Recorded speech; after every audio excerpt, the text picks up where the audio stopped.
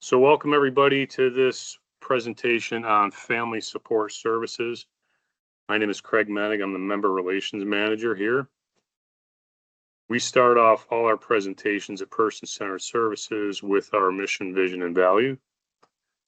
Person-Centered Services provides health home care coordination for over 18,200 people with intellectual and developmental disabilities in 18 counties, reaching throughout Western New York, Finger Lakes, and Southern Tier regions. Our mission, connect people to the care, support, and opportunities that maximize their quality of life. Vision, a community where all people lead fulfilling lives, and our core values are people, integrity, and trust. As I said, I'm Craig Menig, Member Relations Manager. I'm here with Stella Dupree, Member Relations Specialist. Stella will be monitoring the chat today for questions, and we'll go over questions at the end. Member Relations provides resources to members and families. We do that in a variety of ways, only one of which is your Member Empowerment Series webinars that you're attending today. Some specific topics we do go over if you're interested to get a hold of us. We do supported decision making, and we also work with the Intellectual Developmental Disabilities Ombuds program very closely. So I want to introduce two people that are going to be co-presenting today. They're partners of ours. From the Resource Center, we have Marcia Restivo, and from Community Services for Everyone, we have Jessica Mesh.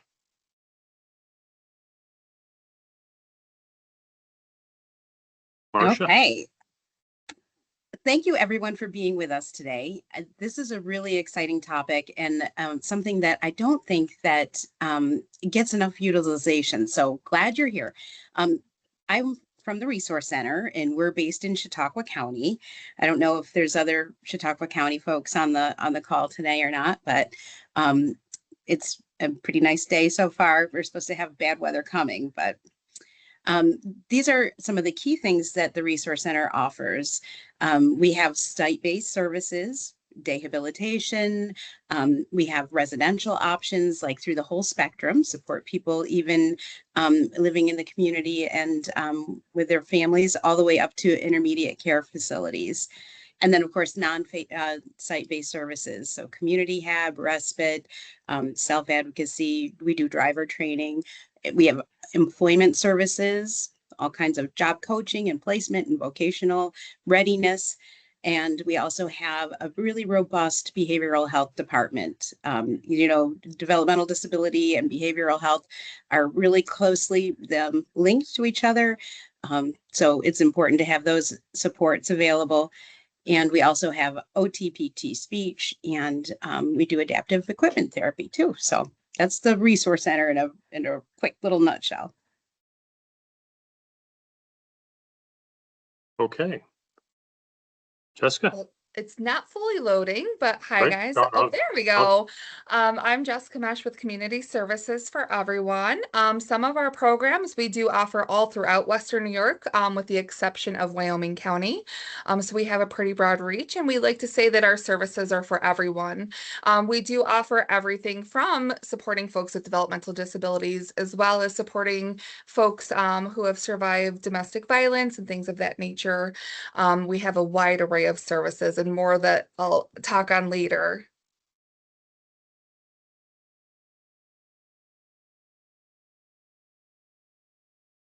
So what is FSS? FSS stands for Family Support Services, focused on strengthening families, promoting independence, and preventing higher levels of care. Flexible, person-centered supports based on individual and family needs, designed to support individuals with developmental disabilities living at home. Having OPWDD eligibility and living at home with a family or guardian are some of the eligibility requirements. I also want to touch that these programs are designed to keep individuals supported in their home environment. These programs emphasize flexibility. Services are tailored to each family, and they're not a one-size-fits-all solution. Program focus on prevention and helping avoid crisis situations and or more intensive placements. Jess, I might just add, like you said it, but just to really underline that the whole point of the family support services is to prevent that premature or inappropriate out-of-home placement. Really keeping that family unit together is the goal of what it's all about.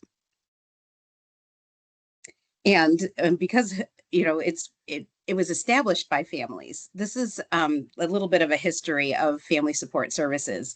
So they're all in New York State. This is all New York State funding too, I should say. This isn't linked to Medicaid. Services are available. They're vary by region, and we're going to show you later on. Actually, you already got it emailed to you, I think, when you got the link, the guide to the services, but we'll talk about that a little bit later.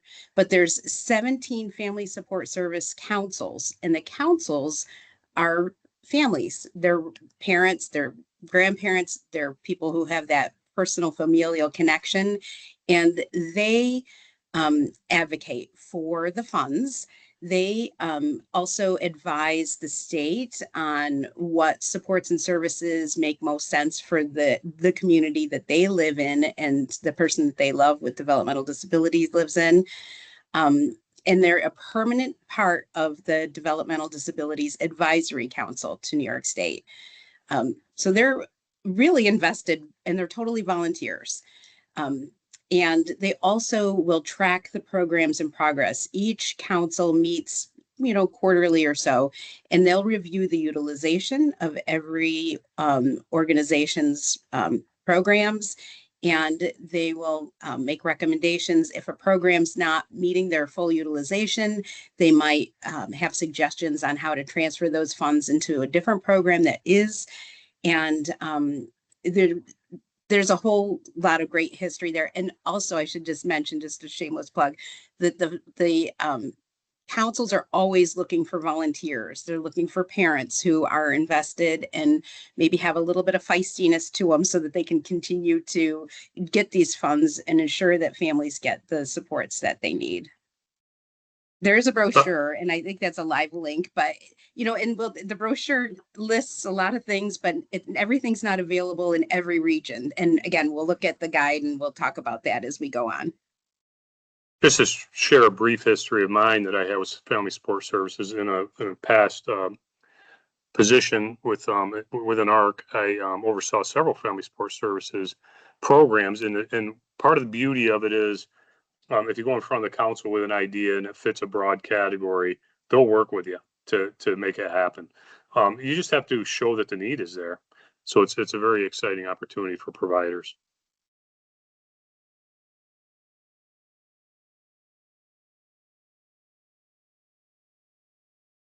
So an FSS overview of programs that I'm going to be speaking about include behavioral support, crisis services, parent and sibling support groups, service access, and social skills training. So behavior intervention.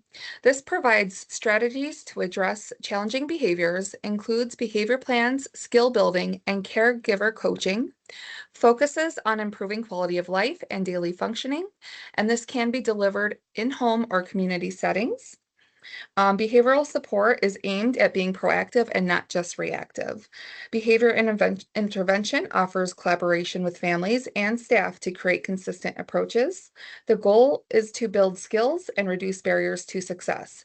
An example would be a specialist working with a child who engages in aggression, developing a plan, and coaching the family on de-escalation techniques.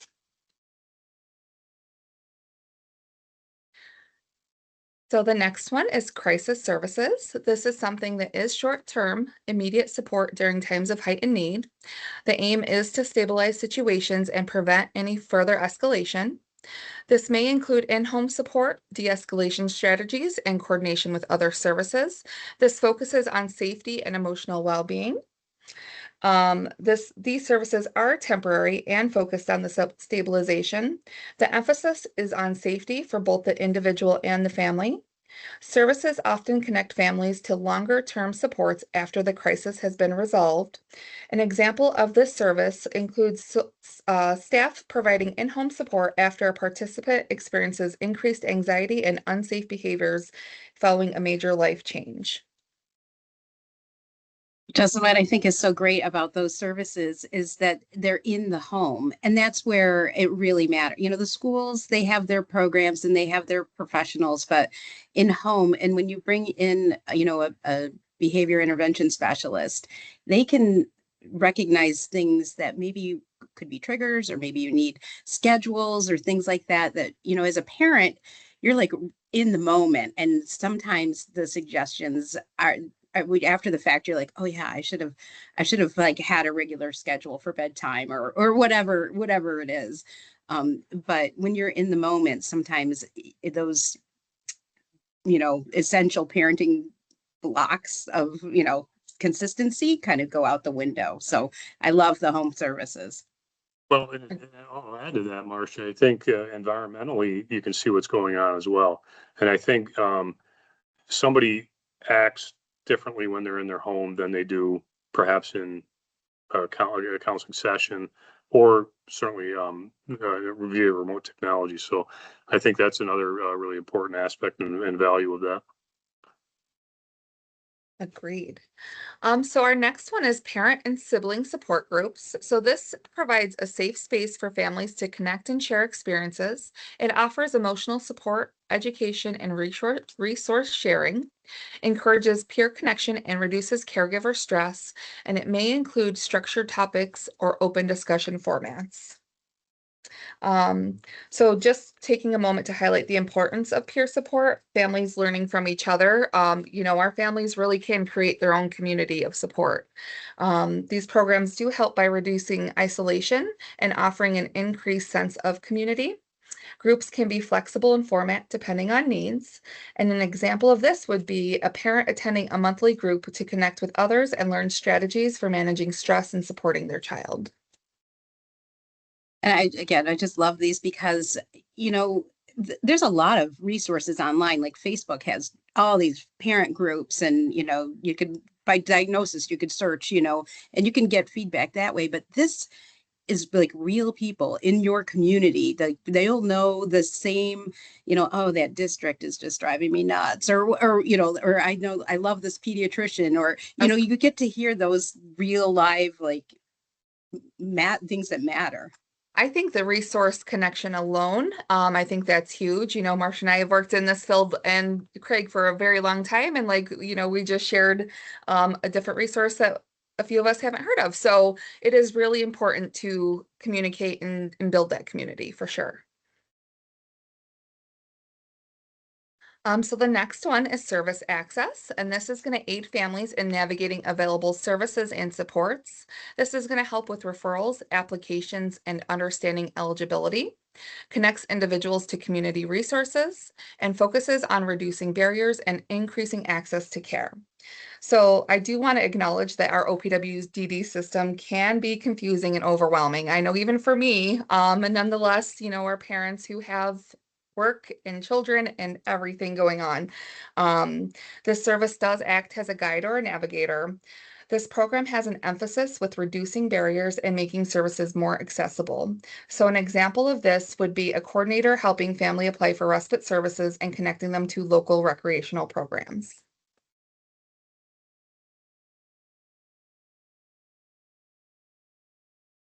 So the last one is social skills training, the all overview. And this supports individuals in building communication and interpersonal skills. This focuses on peer interaction, relationship building, and community engagement. This is often delivered in small groups or one-to-one settings, and it promotes independence and confidence. Social skills directly affect independence in daily life. Note that both group and individual opportunities are available for learning. This program proactively aids with confidence building and real-world application. An example of this program can look like a small group practicing conversation skills, turn taking, and community interactions through role-playing activities.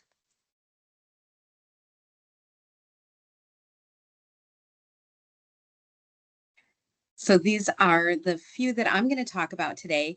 And when you look at the guide, you will see, some of them to say advocacy, and then they'll give a description. So you want to really read the program description carefully. Advocacy, it's such a general and broad term. but it could be that they're help with outreach to schools. In our area, Parent Network of Western New York, you probably have heard of them. They have a really big space in that advocacy area. They will focus on supporting families with the IEP process, and they really know the education law, which is something that, if you've got young folks in school, that's like, to have them in your back pocket is great. And so they'll go to meetings, or they'll just give you kind of counsel over the phone. But there's advocacy that people, like, they'll teach individuals to advocate for themselves. Maybe they'll focus on, how do you advocate at a doctor's office, and how can you be prepared for what's going to come up in that setting, and make sure that your concerns are being heard that way. So every advocacy opportunity that you'll see in that guide of FSS services is different, so read the descriptions carefully. Family reimbursement, this is one of my favorites, and that's because it's a program that we run, and I know that Jess runs a family reimbursement program as well. But family reimbursement, the whole concept is, and a lot of other agencies, it's not just us that do it, but a lot of other agencies offer family reimbursement as well. But the whole concept is, a family with supporting and loving someone who has a developmental disability, there's extra expenses and there's extra things that come up that, another family wouldn't experience necessarily. So, respite is a big one. We do a lot of respite reimbursement. We do therapeutic horseback riding reimbursement, karate lessons, music lessons, dance, ski, cheer, art classes. Those are all considered allowable. But the key is you've got to link the request to the developmental disability, which isn't really hard to do. If you think about it, art classes for a kid who maybe is on the autism spectrum, it may help them follow instructions or communicate, or, explore different, mediums of art. It's not hard to link these things to the developmental disability. You can also get camp reimbursed. It has to be a Department of Health, New York State Department of Health and certified camp, but they will reimburse for camp. There are also opportunities for like those one-time emergency kind of things. I've had requests where, like every parent's worst nightmare, someone brings bed bugs into the house, and then you've got to get the whole place fumigated. That would be considered a one-time emergency item that could be reimbursed. Or if you're in extreme conditions like utility support, there's little nuances with those kinds of things. But when they say, and I say when New York State OPWDD, that the local DDRO that oversees the program with us, they say it's one time per lifetime. They mean it. You only get that emergency help one time in your lifetime. So you don't want to blow it on something, not worthy. But I have the link here, but this is important. There's that administrative memo that came out in 2022, and they changed the guidelines a lot. So if you're familiar with family reimbursement and you're like, oh yeah, I used to use it, 3 or 10 years ago or whatever, it's different now. So I always refer people to the website. This is the OPWDD website. All of the forms that you need are there. All the frequently asked questions are listed there. The allowable, non-allowable list is there. And I didn't mention that there's a $3,000 cap annually per child. Now, that doesn't guarantee everybody gets $3,000, because each organization gets just a finite amount of money to dispense out. And if they a lot of agencies go through all their funding. But if you live in Chautauqua County, please submit, because last year we didn't go through all our money, and we want to make sure that Chautauqua County gets all of the funding. All the parents get it if they should want it, right? Everyone wants it. So that's family reimbursement. Recreation and camp, again, you'll see that in the guideline, and it's pretty much how it sounds, but some of them are specialized. Like there's a really cool boating camp up in Buffalo where you can go out and like tour around the outer harbor, I guess. I don't know. Um, so that's pretty cool. They do have, there's like a high hurdles horse camp, and I think that's also in Erie County. So that's pretty cool. Again, look, use your guide. The guide is going to be like your Bible for finding what is available in your area and does it really match what you're hoping for your loved one. And then specialized equipment and modification. I almost wish that they didn't have this one listed because it's in the brochure for family support services. But if you look through the Western Region Guide and you look through the Finger Lakes Region Guide, that's not there. So it's like a big tease. So it's other areas of the state maybe have this. It is not available around here. But some of these things might be covered under family reimbursement. So, talk to your care coordinator, use the guide, call the family reimbursement coordinators, and we'll show you, how that all looks in a little bit. But, don't write it off. And there's also the trade program by OPWDD, which that could have its own special training and time with, maybe Craig, you'll do a presentation on the trade program sometime if you haven't already, but they do help people with modifications and adaptive equipment too.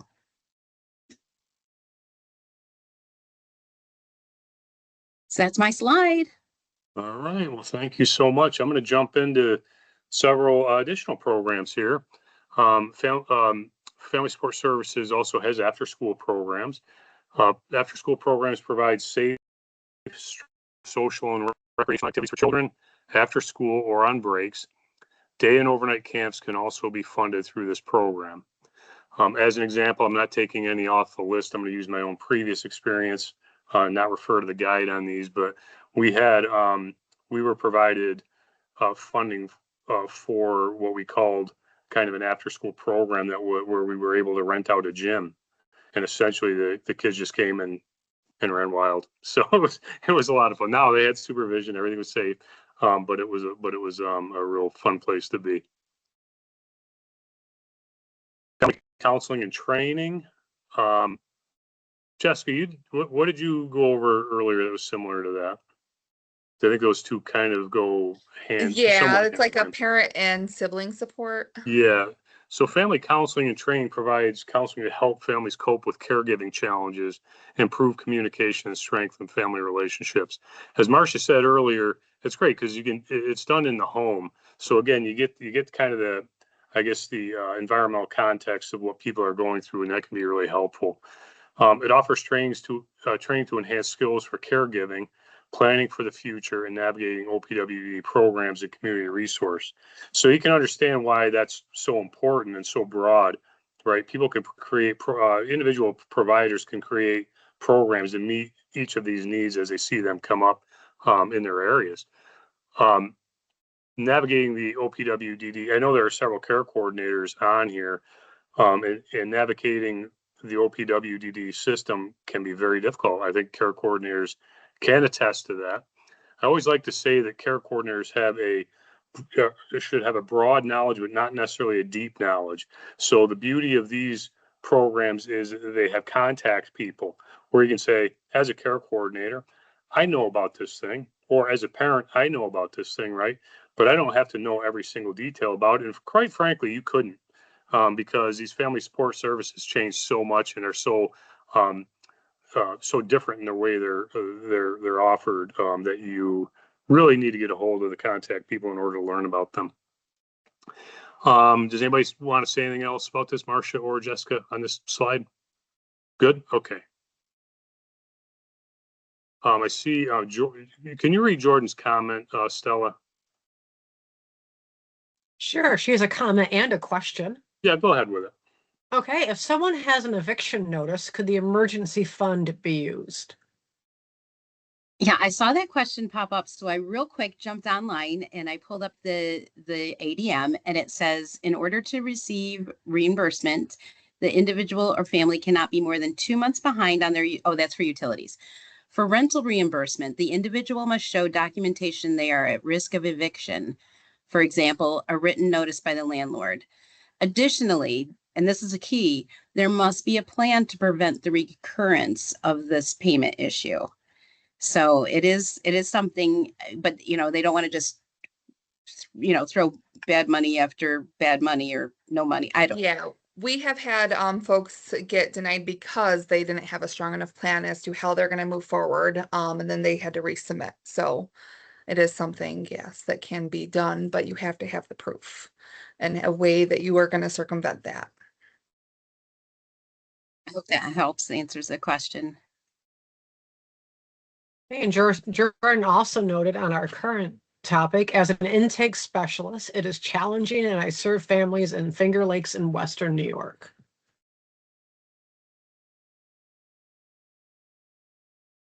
It is challenging. It's a big geographical area, and for someone like you, Jordan, that because of your position, you're covering a very broad geographical area.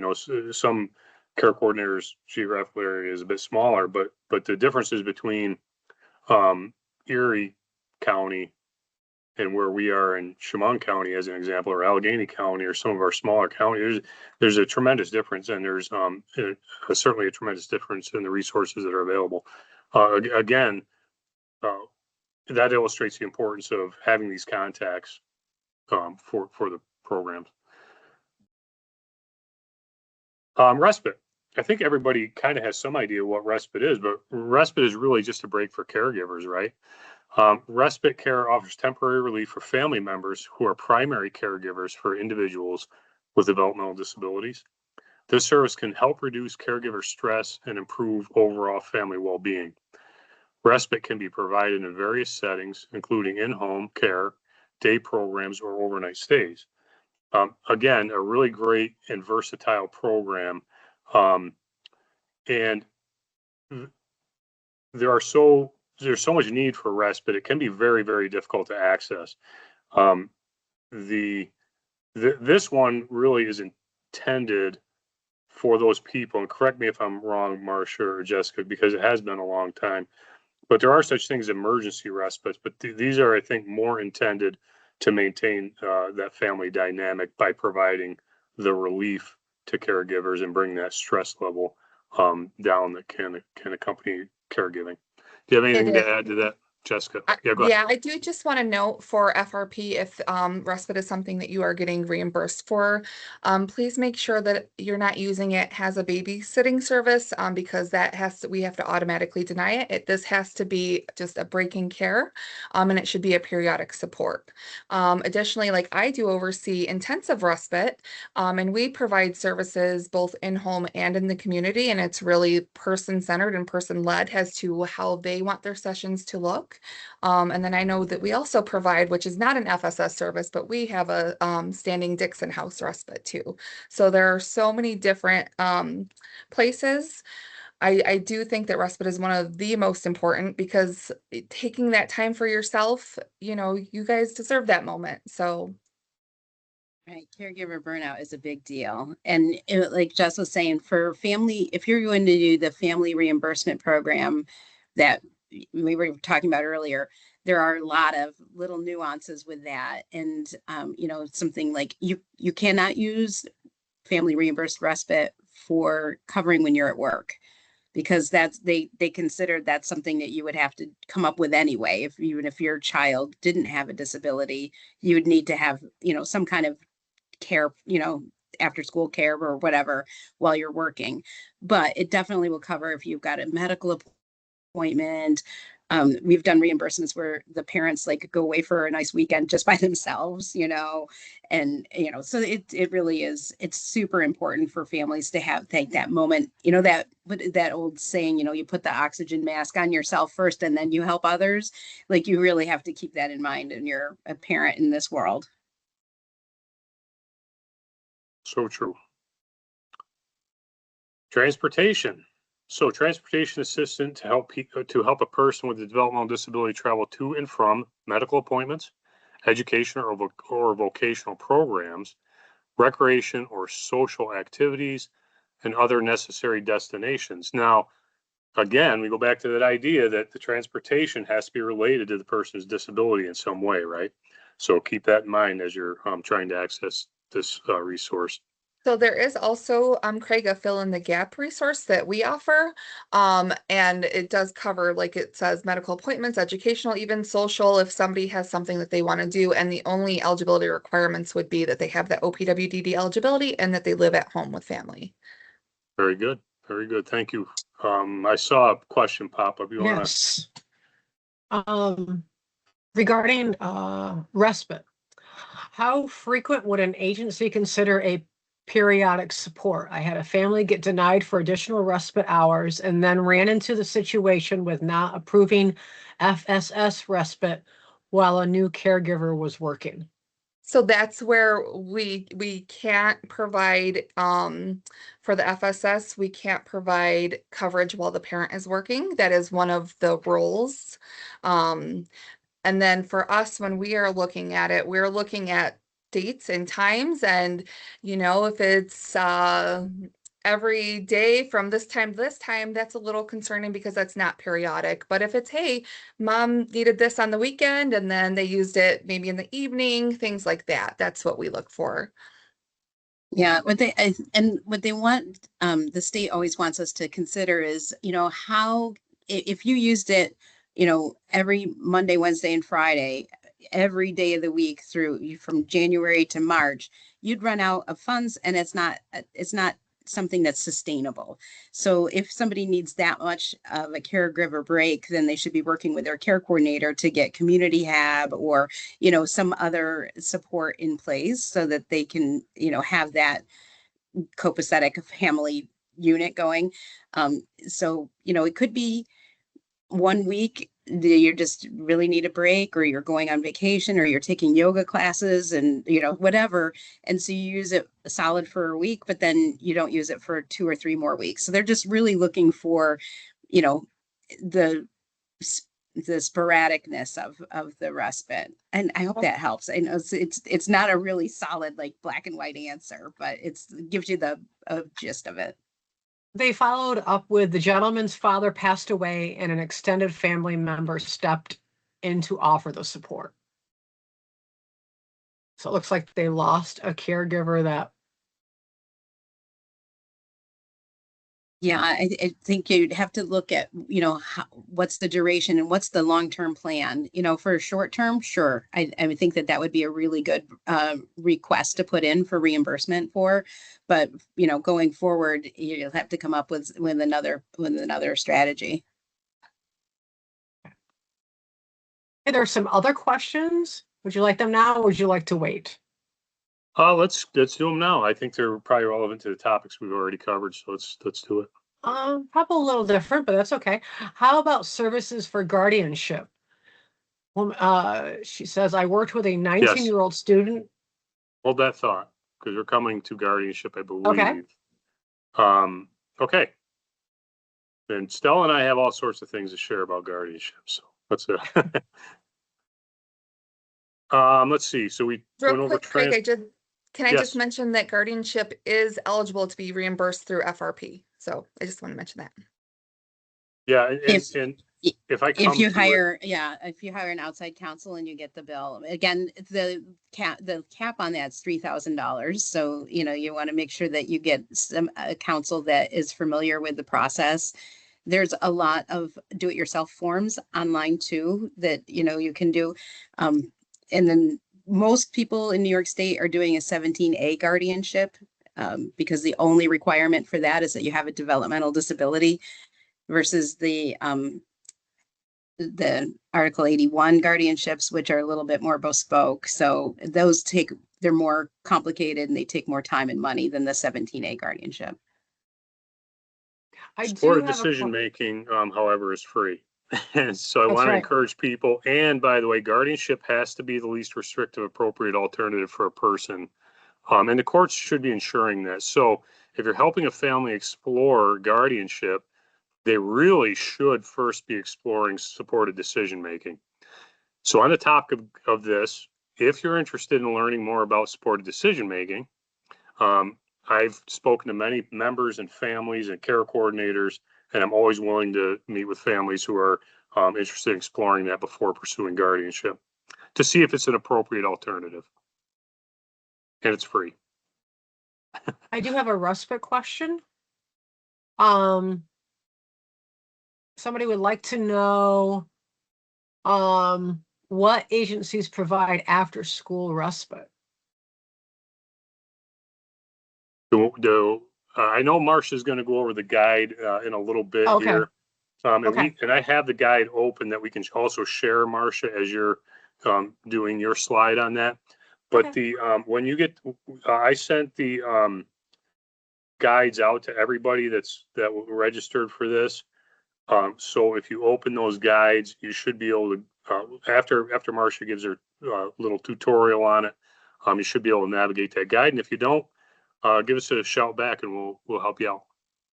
Just another note too, Craig, there is after school respite. Some organizations do have that, but it's it's a waiver service.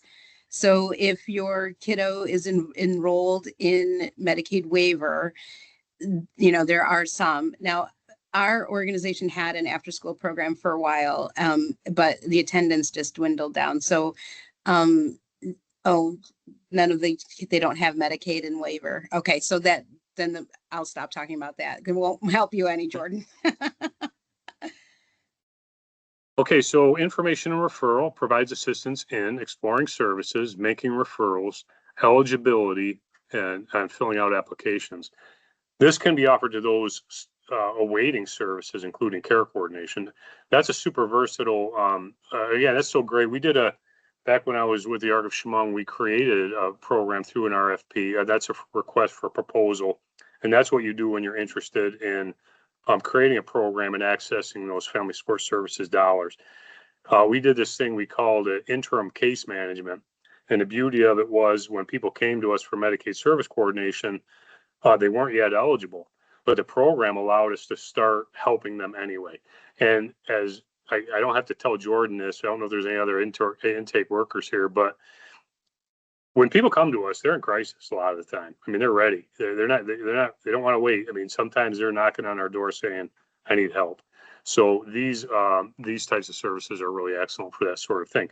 Keeping in mind that this just isn't about OPWDD services either. These people can help access other community-based services in your areas. Okay, so it's the exploration of all services, not just OPWDD. So that's excellent. Go ahead, Jessica. You can speak. You don't have to type in the chat, Jessica. Please. Well, I just wanted to let her know that this is a very high need, and it is something that we report to the DDRO. But I think that this is where, the families also step in and say, hey, this is a need that we have and it's not being met. And I just think that advocate piece is where we can get these services. Yeah, very good point. Yeah, there's a little bit of crossover there, isn't there? And there always is. Okay, so we're going to move on to the much anticipated. This is the guide. Actually, this is one of two guides. So when you registered, Craig sent this out to you. And if you're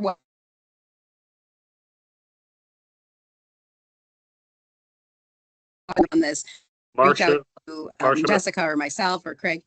Marcia, pause 1 second because you had a pause there for a minute. So can you start over? Oh goodness, I'm sorry. You had a little bit of a lag. That's all right. No problem. Okay. Don't want anybody to miss what you're saying. This is important. Okay. So this is one of two guides. And when you registered for the training, Craig sent them out to you, both of them. So this is what I'm showing on the screen. It's just a little screenshot of the Western Region support guide. There, you also got the Finger Lake guide. And if you're watching this recorded and it's 6 months in the future, you can feel free to reach out to Craig or myself or to Jess, and we'll send you the guides so that you can use this yourself. But I want to point out how to use the guide. So this first column way over on the left is the agency column. Oh, thanks. I'm using my cursor like it's showing the whole world. Thanks, Craig, for the assist. You will see the name of the agency, where they're located, and oftentimes in this column, it'll have the name of the executive director and their phone number. Don't call them. They're busy running their whole agency. The next column over, this one, program name. This is where you're going to get the contact information that you'll want to reach out to. So you'll have the name of the program and the name of the person, their phone number, and their email address. Sometimes there's more than one. Choose whichever, doesn't matter if they put more than one in that box. So that's your contact person. The next column over is the program description. And again, we've been talking about everything that a family support services offers and all the different super cool programs. This is where you're going to get that description and make sure it's a match for you and your family. And of course, very importantly, that final column all the way over on the right-hand side, that shows what counties the program has been authorized to provide services in. So, you'll see some like this first example, boy, they're just in every single county. Great for them. That's awesome. So anybody that lives in any of these areas could send family reimbursement requests to them. But the next one down, which is the outreach and advocacy, that's only available from this agency to Allegheny and Cattaraugus. But when you look through the guide, it's like 24 pages long. It's a big, document. And my camera won't show it. But anyway, it's like 24 pages long, and the Finger Lakes is like 21 pages. And if just because the Arc of Alleghenies to Bend doesn't hit Genesee County for this doesn't mean that there's not another agency that doesn't. So use your guide, look through it, comb through it, find the things that you want in there. And again, we're all happy to answer questions. Everybody on this call is happy to answer questions, but anybody that is on that roster would be happy to answer questions as well.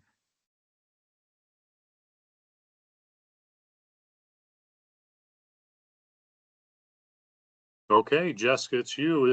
Jessica's going to talk a little bit about some of the services that community services for everyone offers. Family support services, that is.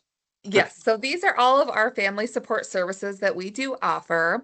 The first one listed is intensive support respite, and that's the one that I had previously mentioned. This is a periodic support, and we can assist folks with complex high needs, including behavioral. This specific program, we can actually work up to 3-to-1 if needed. And this is the one where we can provide services both in-home and in the community. I will say, unfortunately, at this time, we do have an extensive wait list, but I always encourage families to get on as soon as possible. The family reimbursement, I think Marcia did a fantastic job, so I'm going to jump right over that. Project Coach is a really cool service that we assist individuals either in the evenings or the weekends, and we can offer support, just somebody to talk to. We can offer reminders and things of that nature. So I actually just had a care coordinator reach out. Somebody's struggling to remember to eat, so we're going to start reminding them and ask if they've eaten. In-home skill building. So this one, I will say the caveat is that we do not provide any skip or anything of that nature. So that one, there can be no behavioral aggression. But it is very similar to a ComHab. But this can also include that we can work with family members, not just the participant, and help the family members with whatever they need in those skill building skills, whether it be from parenting to learning how to fill out paperwork and that type of thing. Our fill in the gap is our FSS transportation, and this is available when all other options have been exhausted, but we serve quite a few counties, including Erie, Niagara, Orleans, and Genesee. And then the behavior intervention, I don't directly oversee, but I know that we are in every Western New York County with the exception of Wyoming with that one as well. And that is the one where they'll go in and they'll work with the parents and the family on those skills. We have a couple questions that might be timely. From Jordan, this may be talked about later, but I currently have a person who is looking into family support services in Seneca County. They want behavior services. They do not have Medicaid or waiver care coordination. I looked through the guide and there are almost no services serving Seneca County. Could the parent access a service that is in a neighboring county? Yeah, I'm just looking at the guide you're and searching for Seneca. You're right, Jordan. There's really not much there. But they do have the autism support group. Am I breaking up again? No, that was me. I'm sorry. I just Oh. wanted to, that's kind of a weird, we're kind of in a weird position up in Seneca County because of the overlap that we have in the region two, right? Is that region 2? Yeah. Anyway, so the transition was kind of strange for us because we were allowed to keep serving people in region 2 for a while. That is kind of getting phased out. Seneca probably won't because there's a dual an organization up there that specifically covers 2 counties. But I think we're gonna need a region 2 directory in order to access those services, right? Because Seneca's in region 2. Well, there is included in the Finger Lake.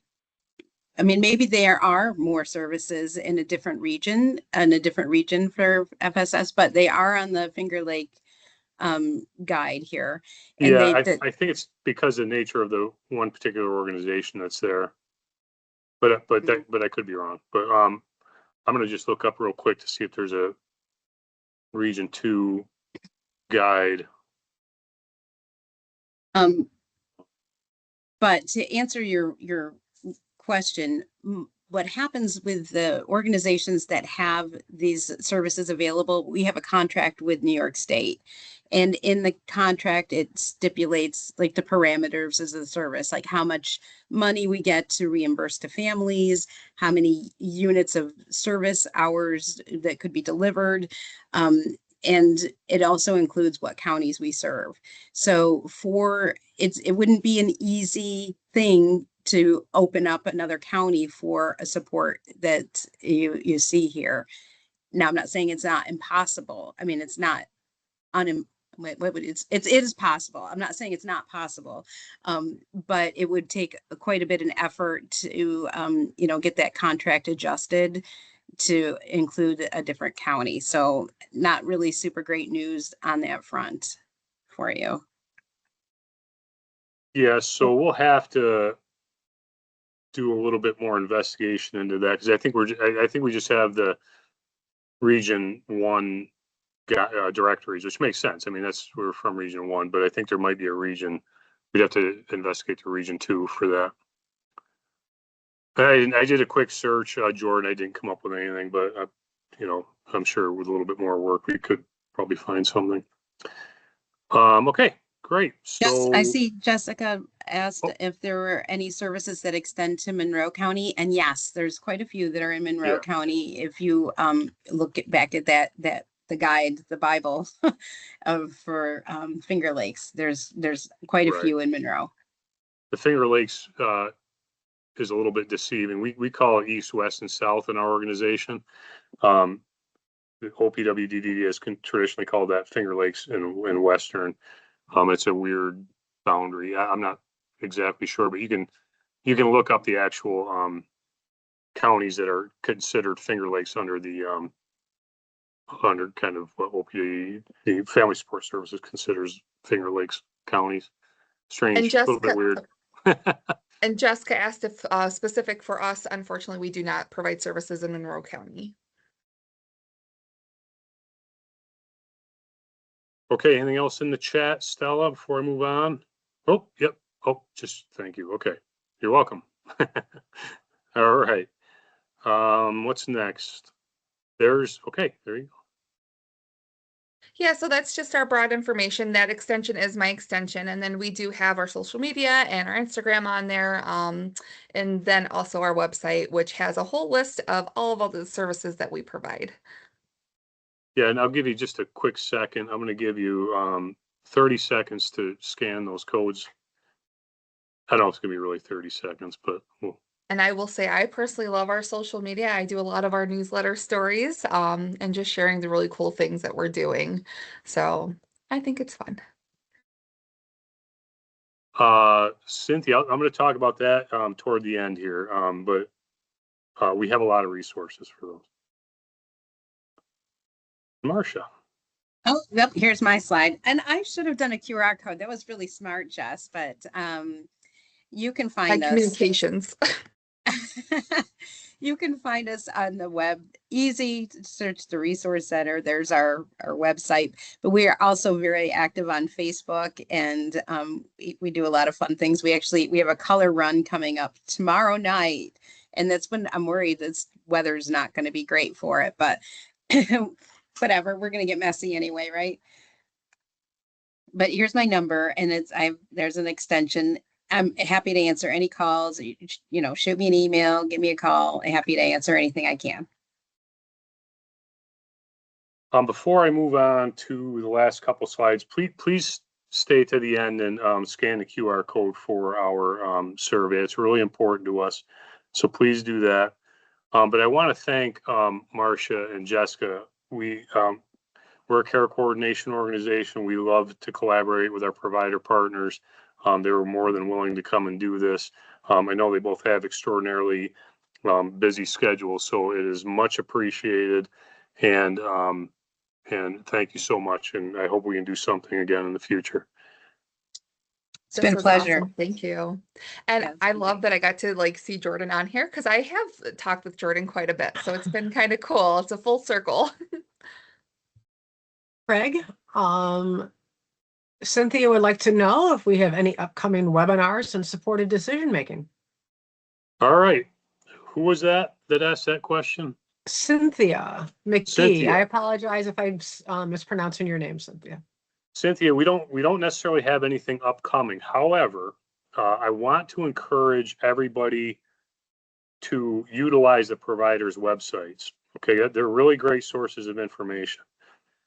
We have a website that is pretty robust. It's personcenteredservices.com. This webinar is going to go on there. You're going to be able to find it. We have a whole bunch of other educational webinars, including one on supported decision making that we did beginning of last year. August, I believe. No, April, okay, well, August. close enough. But then we also did one with Disability Rights New York, who did one really on the restrictiveness of 17A guardianship and highlighted supported decision making as an alternative. Stella and I are both facilitators. I'm also a mentor in supported decision making. I'm happy to talk to you anytime about it. I love it. Stella knows I can go on and on and on about it. I'm happy if you just email me and you want to set up a quick meeting and have a chat. I'd be more than willing to do that. But also access those resources, including AIM Services New York, which is aimservicesinc.org. They are the new organization that's taken over, kind of overseeing supported decision making in New York State. Thank you. Awesome. So I hope that answers your question, but please, here's our contact information. Reach out to us. We provide all sorts of informational resources to members in particular, but also families. We work with a lot of self-advocacy groups. We have a lot of resources on our websites, as do our partners here. So please check out everybody's websites. And here is the QR code. If there's any additional questions now you want to enter into the chat, please feel free to do so. But please scan this. Take a moment just to fill out that brief survey to inform our future webinars, perhaps, or just the way this one went. And we can love the criticisms, because I can always change the way we do things if it's necessary or desired. So I'm going to give people just a few more seconds to scan that. I want to just once again thank everybody for attending. This will be recorded. You can access it. For those of you who are person-centered services employees, we'll have it on Roots, which is our intranet, and we will have it on our external website. And if you're interested also in having it emailed to you, I can do that as well. So thank you all. And with that, we're going to end today's webinar.